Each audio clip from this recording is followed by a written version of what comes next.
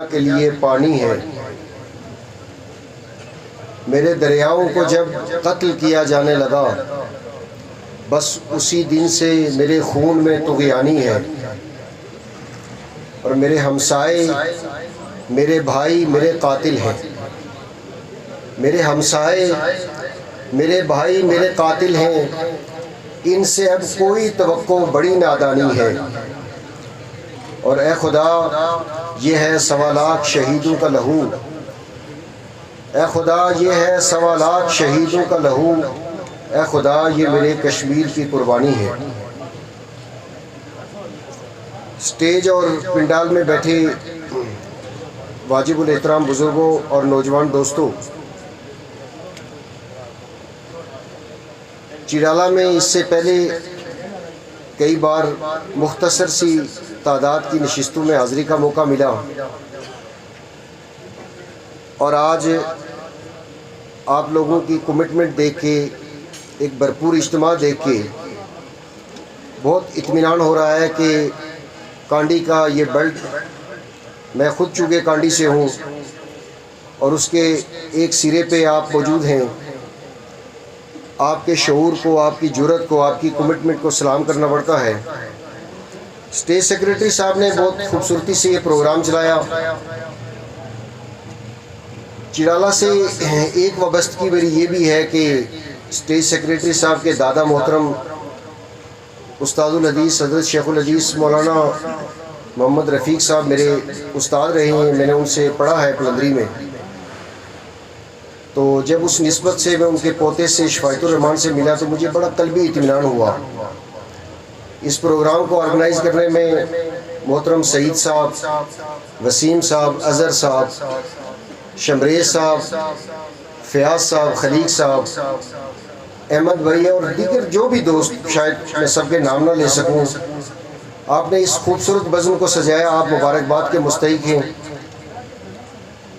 कारी नसीर साहब की धुआंधार और रंगारंग तकरीर के बाद हम जैसे लोगों को लोग इतना सुनना पसंद नहीं करते। कारी साहब बड़े हरदिल अजीज़ मुकर्रर हैं और इंतहाई सादगी से आम फहम अवाम की ज़ुबान में बड़ी अहम बातें वो आपसे कर गए हैं।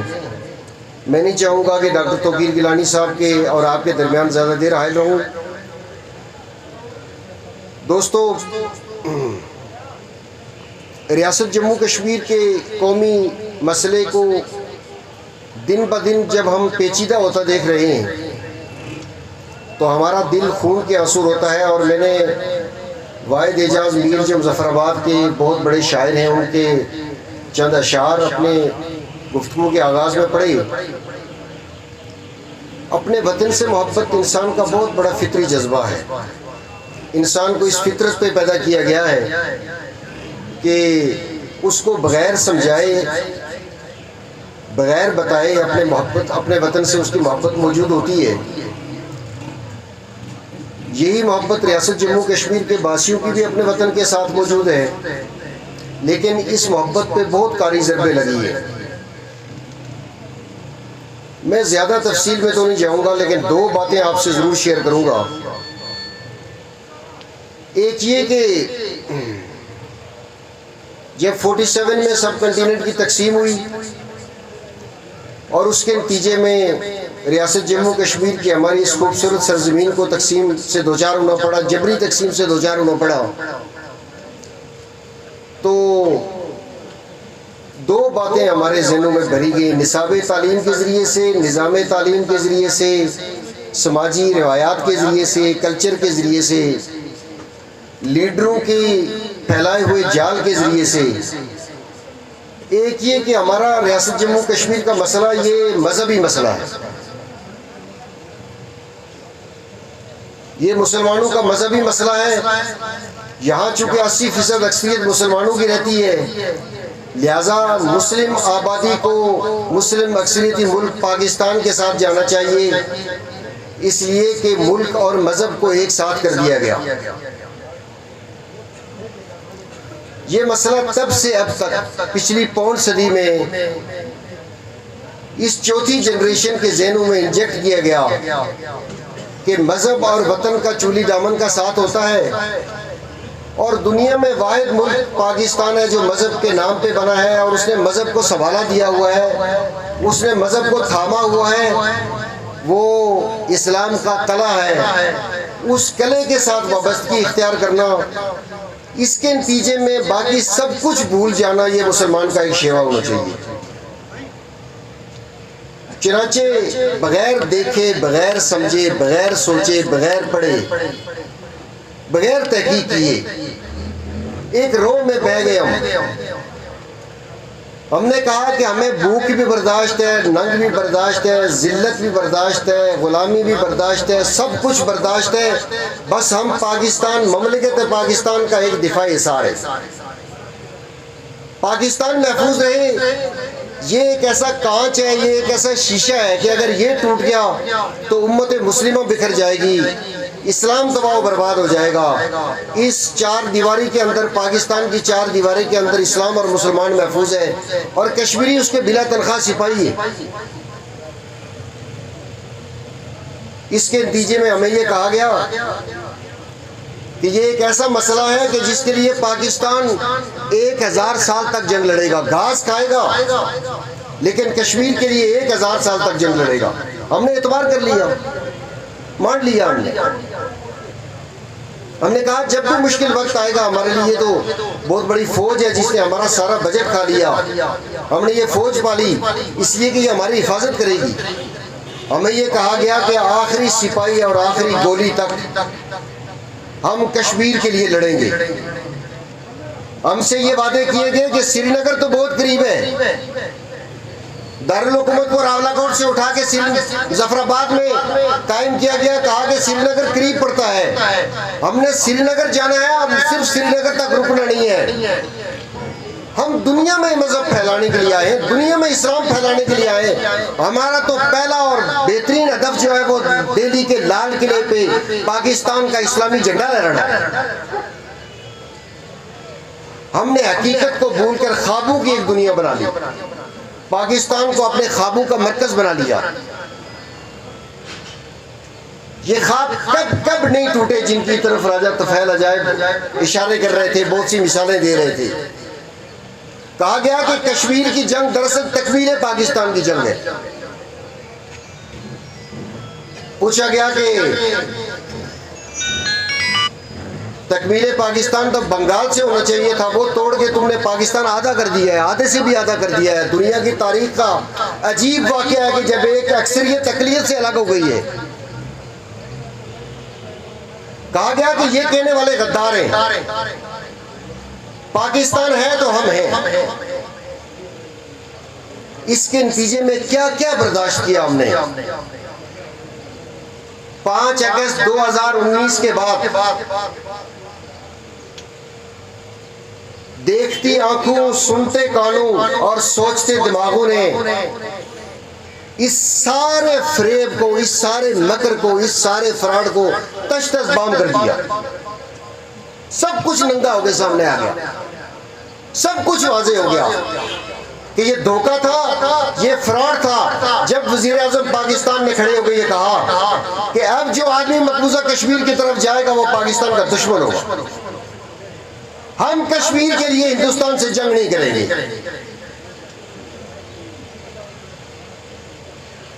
क्या हम पूछ सकते हैं कि हमारे 1.25 लाख से ज्यादा लोगों को क्यों शहीद कराया गया? क्या हम आज सवाल नहीं कर सकते कि हमारे साथ 5 सदी में इतना झूठ क्यों बोला गया? हमारे लोग वतन से बेवतन हुए, एक खूनी लकीर दरमियान में खींची गई जिसके इस पार और उस पार लोग आम और सिस्कियों में जिंदगी बसर कर रहे हैं। लोगों ने पाकिस्तान को अपने ख्वाबों की ताबीर का मरकज बनाया और आज जब खड़े होने का वक्त था तो नादान गिर के सजदे में जब वक्त क़याम आया। क्या इसके बाद भी कोई दलील की जरूरत है? क्या इसके बाद कोई ऐसा मुशाहिदा, कारी साहब कोई ऐसा मोजज़ा दिखा दे इनको? ऐसा कोई मोजज़ा इसके बाद देखने का नहीं है। लिहाजा आज ये बात तारीख ने सच साबित कर ली है कि मुनाफिक की जितनी अलामात होती है वो इस हमसाए में मौजूद है। मेरे हमसाए, मेरे भाई, मेरे कातिल हैं, इनसे अब कोई तवक्को बड़ी नादानी है, अब कोई तवक्को नहीं की जा सकती। लिहाजा आज मकबूल भट्ट शहीद को सलाम अकीदत पेश करते हैं हम कि जिस मकबूल भट्ट ने गली गली कूचा कूचा करिया करिया ये बात कही थी कि ये वतन हमारा है, इसकी हिफाजत हम करेंगे, इसके लिए हम लड़ेंगे और इस पे हुकूमत हम करेंगे। इस वतन की आज़ादी की लड़ाई सिर्फ और सिर्फ इस वतन के बेटे लड़ सकते हैं।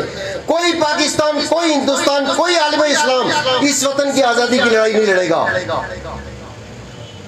कहाँ गया उम्मत मुस्लिमा, कहाँ गया पाकिस्तान? यूएई के ममालिक, सारी दुनिया खामोश, ले दे के एक तकरीर यूएनओ की वज़ीर-ए-आज़म पाकिस्तान की। और मैं अक्सर कहा करता हूँ कि अगर वो क्लब तकरीरी मुकाबले का होता तो यकीनन वज़ीर-ए-आज़म पाकिस्तान को नंबर 1 पे इनाम मिलना चाहिए था कि सबसे अच्छी तकरीर थी। लेकिन दुनिया के किसी एक मुल्क ने सिवाय तुर्की के किसी दूसरे मुल्क ने आपके हक में आवाज तक बुलंद नहीं। इतनी अच्छी तकरीर के बाद क्यों आवाज बुलंद नहीं की? कभी सोचा आपने? दुनिया तवज्जो क्यों नहीं दे रही? चीखा गया पाकिस्तान की कौमी असम्बली में, चीखा गया कि मुजफ्फराबाद में कश्मीर बनेगा पाकिस्तान का नारा। पाकिस्तान का वजीर खारजा मुजफ्फराबाद की असम्बली में आगे लगाता है, जिसे शर्म आनी चाहिए थी। क्यों नहीं सुनी गई? वजह क्या है? वजह यह है कि एक तो हमने इसको मजहबी मसला बनाया, दुनिया को हमारे मजहबी मसले से कोई सरोकार नहीं है, और दूसरा ये कि हमने इसको पाकिस्तान और हिंदुस्तान का सरहदी तनाज़ा बनाया है और दुनिया को दुनिया के सरहदी तनाज़ात से कोई ताल्लुक नहीं है। आज़ाद कौमों के एजेंडे पर दुनिया की कौमी आज़ादी की तहरीकें तो मौजूद हैं कि वो उसकी सपोर्ट करें, वो उसके हक में करारदादें पास करें, वो उसके हक में दुनिया को मजबूर करें, जैसे मशरकी तैमूर में हुआ, जैसे अलजायर में हुआ। लेकिन कश्मीर के मुकदमे में दुनिया का कोई मुल्क आपके साथ खड़ा इसलिए नहीं है कि ये आपने अपना सरहदी तनाज़ा बनाया है, और सरहदी तनाज़ात दुनिया की आज़ाद अक़वाम के एजेंडे पे होते ही नहीं। हमें आज ये तस्लीम करना पड़ेगा कि ना ये मजहबी तनाज़ा है, ना ये सरहदी तनाज़ा है। मुल्कों का कोई मजहब नहीं होता, मजहब लोगों के हुआ करते हैं, और एक मुल्क में रहने वाले तमाम मज़ाहिब को बराबर की हैसियत से दुनिया भर में जाना जाता है। ये अजीब और गरीब खिता है कि जहां मुल्क और मजहब को एक साथ कर दिया गया। लिहाजा ये मानना पड़ेगा कि ये 2 करोड़ इंसानों का एक तारीखी वतन है। पाकिस्तान कोई तारीखी वतन नहीं है, याद रखिए दोस्तों। पंजाब तारीखी वतन है, सिंध तारीखी वतन है, पख्तूनख्वा तारीखी वतन है, बलूचिस्तान तारीखी वतन है। पाकिस्तान कोई तारीखी वतन नहीं है। पाकिस्तान एक सिक्योरिटी स्टेट है जो एक बड़ी ताकत के हक में दूसरी ताकत के खिलाफ सिक्योरिटी की बुनियाद पर बनाई गई थी। और सिक्योरिटी स्टेट्स की तारीख ये रही है कि दुनिया के जिस खित्ते में भी सिक्योरिटी स्टेट बनी है वो तारीखी स्टेटों को कुचलने के लिए बनी है, वो तारीखी स्टेटों की तारीखी हस्ती मिटाने के लिए बनी है। पाकिस्तान की रियासत पाकिस्तान की अक़वाम के लिए, पाकिस्तान की अपनी अक़वाम के लिए, पाकिस्तान की अपनी कौमी इकाइयों के लिए एक बाकायदा जनाज़ागाह बनी हुई है, और पाकिस्तान की सिक्योरिटी स्टेट रियासत जम्मू कश्मीर की तारीखी हैसियत की कातिल है। ये बात समझनी चाहिए हमें। और यहाँ में अगर एक और बहुत सख्त बात कह दूं, लेकिन सच है कि रियासत जम्मू कश्मीर का जो तारीखी मुकदमा है दोस्तों, मैं इस पर तफसील में बात नहीं कर सकता, मैं डॉक्टर साहब का टाइम नहीं लेना चाहता। इस मुकदमे का जो तारीखी फिरौने है, उस तारीखी फिरौने में मेरा दावा है कि पाकिस्तान कहीं भी किसी एतबार से भी कहीं भी लीगल पोजीशन में नहीं है। पाकिस्तान का केस कुल्लियतन लीगल है, जिसको हम अपनी ज़बान में दावड़ा मार रहे थे, दावड़ा मार रहा। किसी लीगल फोर्स से पाकिस्तान का कोई ऐसा डॉक्यूमेंट साइन नहीं है जो दुनिया की किसी कौम के सामने पेश किया जा सके। एक दावड़ा मारा, एक इलीगल गवर्नमेंट यहाँ बनाई गई, उससे इलीगल मायदे करवाए गए, इलीगल करारदादें पास करवाई गई, जैसे आज गिलगित की असेंबली से इलीगल करारदाद पास करवाई जा रही है। ये सारी इलीगलिटी है, इसकी कोई लीगलिटी नहीं है। सच तो ये है कि रियासत जम्मू कश्मीर पे अगर कोई तारीखी मुकालमा बनता है, अगर जबर और कब्जे का कोई तारीखी वाकया बनता है, तो वो रियासत जम्मू कश्मीर की अक़वाम और हिंदुस्तान के साथ बनता है। हमारे मुकदमे का फरीक हिंदुस्तान है, जिसके साथ एक तारीखी डॉक्यूमेंट साइन है, वो जबर की बुनियाद पे है, जुल्म की बुनियाद पे है, जिस बुनियाद पे भी है। मुकदमे का एक फरीक रियासत जम्मू कश्मीर के शहरी है और दूसरा फरीक हिंदुस्तान है, पाकिस्तान तो बीच में है नहीं है। लेकिन अजीबोगरीब बात है, हमारी नई नस्ल को इतना बरगलाया गया, इतना गुमराह किया गया कि आज हमें ये बात समझ ही नहीं आती। आज एक बच्चे से पूछेंगे तुम कौन हो, वो खड़ा होकर कहेगा मैं पाकिस्तानी हूँ, दूसरे बच्चा कहेगा मैं कश्मीरी हूँ, तीसरा बच्चा कहेगा मैं मुसलमान हूँ। निसाब तालीम के जरिए से उसको इतना गुमराह कर दिया गया, उसे अपने वतन का, अपने मजहब का और अपने पड़ोस के रिश्तों का कोई पता नहीं है। उसे कोई मालूम नहीं है पड़ोसी क्या होता है, वतन के साथ रिश्ते क्या होते हैं, मजहब के साथ रिश्ते क्या होते हैं, इनकी हुदूदों कोई क्या होती है, किसी चीज का इल्म नहीं है। लिहाजा मैं आप दोस्तों से अर्ज करूं, दोस्तों हम तारीख के एक बहुत ज्यादा मुश्किल मोड़ पे खड़े हैं। हम 47 पे एतराजात और सवालात उठाएंगे, हम 47 के बाद वाली पौन सदी पे सवालात उठाएंगे, लेकिन 5 अगस्त 2019 के बाद आने वाली नस्लें हमारे ऊपर सवालात उठाएंगी। वो सवाल हमारे ऊपर होगा। आज तो हम रोते हैं कि इस 40-45 लाख की आबादी खित्ता बेआइन को इतना पसमानदा रखा गया, इतना जिल्लत में रखा गया कि यहाँ के एक एक घर आप गिन के देखें कि जिसकी नस्लें बर्बाद, 50 साल से लोग भाई मजदूरियां करके अपने घर तामीर कर रहे हैं, अपनी मदद के तहत, अपनी मदद आपके तहत अपने बच्चों को तालीम दे रहे हैं, अपने बच्चों की सेहत का बंदोबस्त कर रहे हैं, और कहा गया कि हम आजाद हैं। किसी कौम की गुलामी की इससे बदतरीन शक्ल कोई नहीं होती कि वो कौम अपने आप को आजाद समझती है और हकीकी माने में वो गुलाम हो। आजाद कश्मीर जितना बदतरीन गुलामी में है, सियासी गुलामी में, मुआशी गुलामी में, जिस कदर बदतरीन गुलामी यहाँ है, मैं आपसे पूछता हूँ कभी आपने, मैं दावे से कहता हूँ, हिंदुस्तानी मकबूजा खित्ते में आपको बगावतें मिलेगी हिंदुस्तान के सियासी तसल्लुत के खिलाफ, उसके फौजी तसल्लुत के खिलाफ। हिंदुस्तानी मकबूजा खित्ते में कभी आटा महंगाई के ऊपर तहरीक नहीं मिलेगी, कभी हॉस्पिटल की फैसिलिटी के ऊपर तहरीक नहीं मिलेगी, कभी तालीम की फैसिलिटी के मामले में तहरीक नहीं मिलेगी, कभी रोड के मामले में तहरीक नहीं मिलेगी, कभी इंफ्रास्ट्रक्चर के मामले में तहरीक नहीं मिलेगी। खुदा की कसम मैं दावे से कहता हूँ, तलाश करके दे दो, मान लेता हूँ, मान लूंगा। दिल्ली ने हर चीज से नवाजा उन लोगों को, लेकिन 5 अगस्त के बाद मकबूजा खित्ते के हर पीर और जवान के जुबान पे ये अल्फाज है कि हमारी गैरत का सौदा किया गया है, हमारी तौहीन हुई है, हम अपनी इस कौमी तौहीन को बर्दाश्त नहीं करते। लेकिन बदकिस्मती की बात है कि मुजफ्फराबाद की गुलाम असेंबली में, जीबी की गुलाम असेंबली में बैठे हुए लोग करारदादें पास कर रहे हैं कि हमें अपना 5वां बेटा तस्लीम कर दो। शर्म का मकाम है, शर्म से डूब मरने का मकान है। किस मुंह से कहते हो कि हम शहीदों की औलादे हैं, हम गाजियों की औलादे हैं? तुमने तो अपने पुरखों की तबाही और बर्बादी कर दी, उनका नाम सफाई हस्ती से बिठा दिया। तुम इतने गए गुजरे लोग। लिहाजा दोस्तों,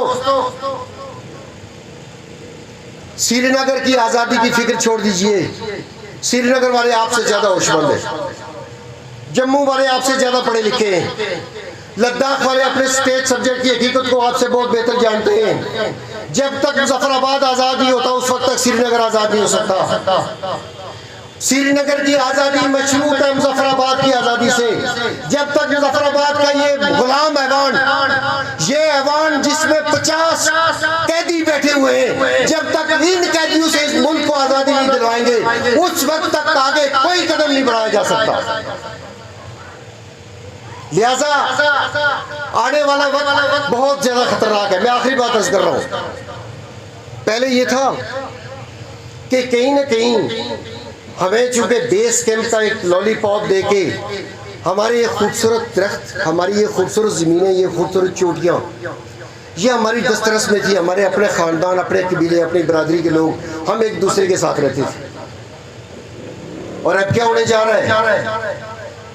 अब जब पाकिस्तान इंज़मामी पॉलिसी की तरफ जा रहा है, जिस पे बात पहले भी हो चुकी, मैं तफसील में बात नहीं करूँगा, तजिए का वक्त नहीं है। आपके ये खूबसूरत चोटियाँ खरीद ली जाएंगी, यहाँ बैरिया और DHA के बड़े बड़े इन्वेस्टर आ जाएंगे, यहाँ बड़ी बड़ी बिल्डिंगें और कोठियाँ बनेंगी। पंजाब और KPK और सिंध के बड़े बड़े जागीरदार और सरमायादार यहाँ आके इस खूबसूरत मौसम में अपने मकानात और हवेलियां बनाएंगे। मेरा पोता उसकी हवेली पे बंदूक खड़ा लेकर अपने हाथ में उसके चौकीदार होगा। उस वक्त जब उसको बताया जाएगा कि 5 अगस्त के बाद जब तुम्हारा वतन लूटा जा रहा था, उस वक्त सज्जाद नामी एक आदमी तकरीरें किया करता था, लेकिन अमल के मैदान में उसने कुछ नहीं किया। आज उसकी नस्लें भुगत रही हैं, आज उसके बच्चों को चौकीदारी देके जा रहे हैं, उनको घर के पहरेदार बना के जा रहे हैं। मैं आपसे पूछता हूँ, फलस्तीनी जब जमीनें बेच रहे थे तो हिंदुस्तान के होशमंद लोगों ने फलस्तीनियों को कहा था जमीनें मत बेचियो, कल इसका खमियाजा भुगतेगी तुम्हारी नस्लें। वो सारी जमीनें बेचने के बाद बकौल कारी साहब के आज फलस्तीनी खुदा से दुआ कर रहे हैं, खुदावंदा हमें आजादी दे दे। आजादी इस तरह की कौमों को नहीं मिला करती जो अपनी नस्लों के रास्ते में कांटे बिछाया करती है। आज वक्त है कि हम उठ खड़े हों अपनी कौमी आजादी के लिए, अपनी कौमी शिराकत के लिए। और कौमी आजादी और कौमी शिराकत का मतलब साफ और वाज़ेह है, बड़ा दो टोक है। हमारे वसाइल पे हमारी मिल्कियत को तस्लीम किया जाए, हमारे हक़ हुक्मरानी दिया जाए, हम अपने वतन के फैसले खुद करेंगे, हम अपने वतन के वसाइल से खुद इस्तेमाल करेंगे। आपके नीलम जेलम हाइडल प्रोजेक्ट से लेकर मीरपुर के मगड़ा डैम तक 5-6 डैम बन रहे। खुदा की कसम सिर्फ इनकी मिल्कियत एक कैलकुलेशन के मुताबिक अगर आज़ाद कश्मीर के अवाम को मिल जाए, आज़ाद कश्मीर का हर शहरी यहाँ कफील बन के जिंदगी गुजार सकता है, उसको कोई मेहनत मजदूरी करने की जरूरत नहीं होगी। दुनिया उसकी तरफ आएगी, दुनिया उसको सरमाया देगी, ये तहकीक करेगा, ये जुस्तजू करेगा, ये इल्म के नए जहान वाह करेगा। इसने तो दुनिया में बड़े मकाम पहले भी पैदा किए हैं, लेकिन बदकिस्मती से हमारे वसाइल बेदर्दी से लूटे जा रहे हैं, हमारे हक़ हुक्मरानी हमसे छीन लिया गया, और अब तो आखिर जो कुछ छोटा मोटा बचा हुआ था वो भी जा रहा है। इसलिए ये वतन फरोशों और वतन दोस्तों की जंग है, ये किसी और की जंग नहीं है। एक तरफ वतन फरोशों की फौजें हैं, एक तरफ वतन दोस्तों की है। वो वतन दोस्त तो कीर गिरानी है, वो वतन दोस्त सगीर खान है, वो लियाकत हयात है, वो कोई दूसरा तीसरा है। मैं उसका सिपाही बन के काम करने के लिए तैयार हूँ। मेरे लिए किसी के साथ चलना मसला नहीं है, लेकिन मैं वतन फरोश के साथ नहीं चल सकता, मैं वतन के गद्दारों के साथ नहीं चल सकता। वो लोग जिन्होंने हमारी नस्लों को बेचा है, जिन्होंने हमारी वतन को बेचा है, हमारी शिराकत को बेचा है, हमारी तहजीब को बेचा है, हमारे कल्चर को बेचा है, हमारी जुबानों को बंद किया है, वो लोग वतन फरोश हैं। आप लोग होश के राखन लेके वतन दोस्तों और वतन फरोशों के दरमियान में हद फासिल कायम करके अपने किरदार का तायन कीजिए। आखिर